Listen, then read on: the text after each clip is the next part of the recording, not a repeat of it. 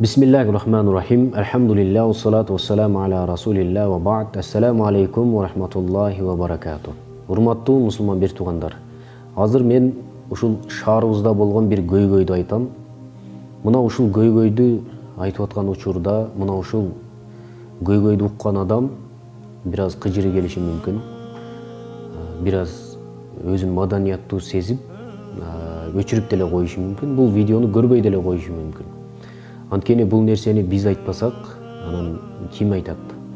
Анткени биз шаарда мен эле жашабайм да, же сиз эле жашабайсыз да. Шаарда жаш балдар бар, аксакалдар бар, анан башка жактан келген туристтер бар, башка жактан келген студенттер бар. Демек, экөөбүз эле жашабайбыз да бул Бишкек шаарында. Же болбосо башка шаарларда дагы мына ушул мен эле жашайм дегендей мамиле кылып атабыз да. Анткени өзүнүн үйүндө ошондой болсо, кандай болсо, мисалы, ким үйүндө, аны сыртта дагы ошол нерсени көргөзө алат. Бул көйгөй эмне? Азыр мен шаарда көп басам. Шаардын ушул четинде жол бойлоп бассаң, айлананы карасаң, жердин бети көккө боелуп калган. Бул көк муз эмес, ошол адамдын какырык түкүрүгү. Бул сөздү угуп, кээ бир адамдар жийиркенди чындыгында. Менин жөнөкөй эле бир сөзүмдөн жийиркенди. Бирок аны көргөн адам эмне жийиркенбейби? Мен эле бул Бишкек шаарында жашайм деп туруп түкүрүнө бергеним болбойт да. Көрдүңүздөрбү? Азыр мен ушул сөздү айттым, сиздер дагы жийиркендиңиздер. Сиздер дагы көрсөңүздөр керек мына ушул нерсени. Шаардын айланасын карасаң, көк мүк болуп жатат жерде. Оозуна насыбайды сала деген дагы түкүрүп жүрө берет экен.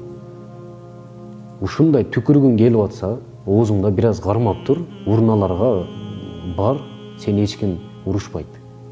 Ойлошу мүмкүн. Мен түкүрсөм эмне болуптур? Ушунча жер турса, мен түкүрсөм эмне болуптур депчи. Bir padişah özünün ошол жашоочуларына bir айылга чоң bir бочканы коюп тур дагы, ушуга кечинде bir чакадан ар кимиңер bir үй бүлө келип сүт куйгула дептир. Макул дешип баары куюшат экен. Анан ичинен бирөө ойлонуптур. Мен bir чака суу куюп койсом эмне болмок эле? Бүт баары куюп атат, миңдеген чакалап. Мен суу куюп койсом билинбей калат да дептир. Анан жөн эле кудуктан суу алып барып куюп коет. Анан эртең менен жарыкта барып карашса, жанагы бочканын ичи бүт баары суу экен. Анан таң калыптыр. Бул эмне болгон суу? Көрсө бүт баары мен суу куюп койсом, калгандары сүт куйса, менин суум билинбей калат да деп бүт баары ошентип суу куйган экен. Сиз дагы ошол сыңарындай болуп атасыз. Бир эле мен түкүрсөм жердин бети чоңго, мен түкүрсөм эле бир түкүрүк болуп кетмек беле Бишкек шаары деп. Жок. Сиз ошентесиз. Анан дагы башка бирөө ошентет. Азыр чын мен азыр камерамды алып сыртка чыгып bir 5 minut жүрсөм азыр мен сиздерге 10-15 жерден ошол түкүрүктү көргөзүп берем. Ал нерсеси бул жаңгырда да кетпейт экен. Жабышып тура берет экен ошол жерде көгөрүп. Ошол үчүн пайгамбарыбыз саллаллаху алейхи вассалам Муаз ибн Жабалдан келет бул хадис.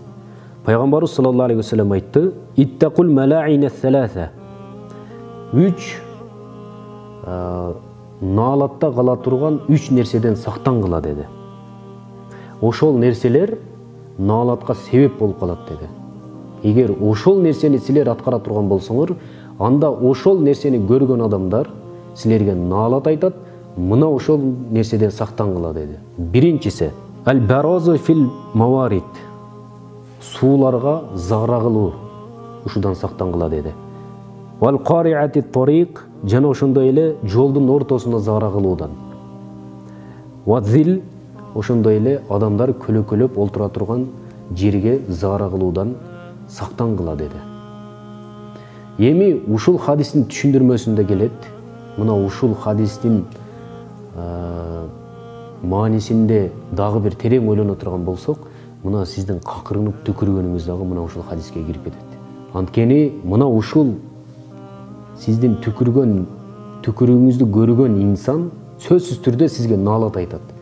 Же сөгөт, же ашатып, атаңыздан баштап апаңызга чейин сөгөт сизди. Эгерде анда иман болбосо, анткени сиз ага ыза берип атасыз. Бирөөгө ыза берүү бул дурус эмес. Мисалы намазда туруп, эгерде артыңызда адамдар намаз окуй турган болсо, сүннөттү бир жерден экинчи жерге жылып окуу сүннөт. Ошол жылып окуу өзү сүннөт. Эми сиз арттагы адамдардын алдынан өтүп, же аларга ыза бере турган болсоңуз, бул кылганыңыз дурус эмес. Анткени сиз бирөөгө ыза берип атасыз. Ошол мечитке киргенде дагы телефонуңарды өчүргүлө деп имамдар кыйкырат. Эмне үчүн? Анткени адамдарга ыза берип коесуңар дейт. Сиздин угуп жүргөн ошол музыкаңызды башка инсандар укпайт. Сиз ойлойсуз, бүт баары угат деп.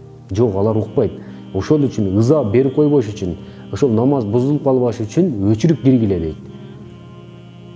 Демек, адамга ыза берүү бул чоң күнөө экен.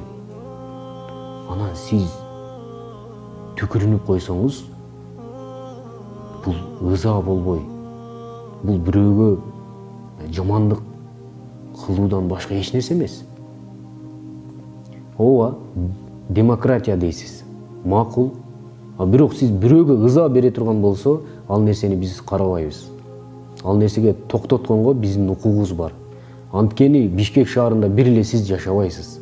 Же бир эле Авсамат жашабайт, же бир эле тиги Ташмат жашабайт. Бул жерде инсандар жашайт. Ошол нерсеңизди көрүп, анан кантип адамдар сизден үлгү алат. Пайгамбарыбыздын үммөтү ушундай үлгү ала турган инсан болуш керек. Ушундай үммөт болуш керек. Мусулман деген өзүнүн кылган иш аракети менен башкаларга үлгү болуш керек. Мен көрүп жүрөм. Баягы аялдамаларда турсаңыз, кадимгидей сүйлөшүп олтурганда түкүрүнүп олтурат ошол жерде. Айтсаң, тим эле анын билеги күчтүү. Ызырынып, мынтип муштумун тийип турат.